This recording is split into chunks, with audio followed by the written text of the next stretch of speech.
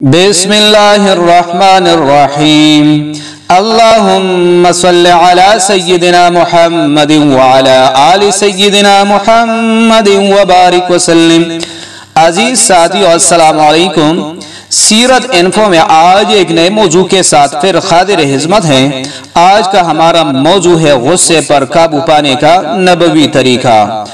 اگر کسی کو غصہ آ جائے تو اسے ختم کرنے کے بارے میں بھی احادیث مبارکہ میں حضور نبی کریم علیہ السلام کی نصیحت اور فرمان ملتے ہیں۔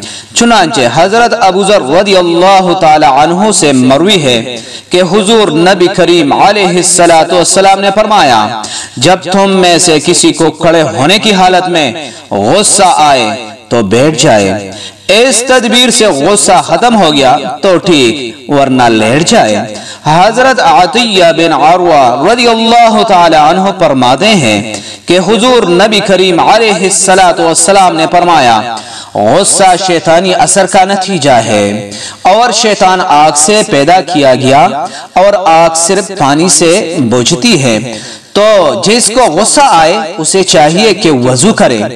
ایک مرتبہ کا ذکر ہے کہ حضور نبی کریم علیہ السلام کی مجلس پاک میں دو اشخاص کے مابین تلخی پیدا ہو گئی۔ ان میں سے ایک شخص کو اس قدر غصہ آیا کہ چہرہ غصہ سے سرخ ہو گیا اور رگیں پھول گئی، تو حضور نبی کریم علیہ السلام نے نگاہ مبارک اٹھا کر دیکھا اور ارشاد فرمایا، میں ایک ایسا کلمہ جانتا ہوں، اگر وہ اس کو کہہ لے تو اس کا غصہ جاتا رہے، اور وہ یہ ہے، اعوذ باللہ من الشیطان الرجیم۔ غصہ ایمان کو برباد کرنے کا باعث ہے، اس لیے حضور نبی کریم علیہ السلام نے سختی سے اس بات کی نصیحت فرمائی ہے کہ غصہ نہ کیا کرو۔ حضرت بیعض بن حکیم اپنے والد سے اور وہ اپنے دادا سے روایت کرتے ہیں کہ حضور اکرم علیہ السلام نے ارشاد فرمایا کہ غصہ ایمان کو ایسا برباد کرتا ہے جس طرح الوا شہد کو خراب کر دیتا ہے۔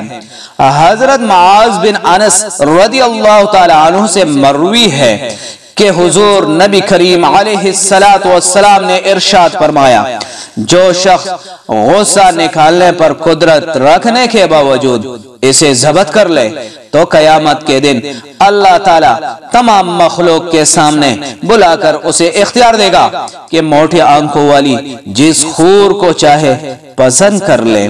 عزیز ساتھیوں، سیرت انفو میں آج کا ہمارا موضوع اختتام کو پہنچا۔ اگلی ویڈیو میں ایک نئے موضوع کے ساتھ پھر حاضر ہوں گے۔ والسلام۔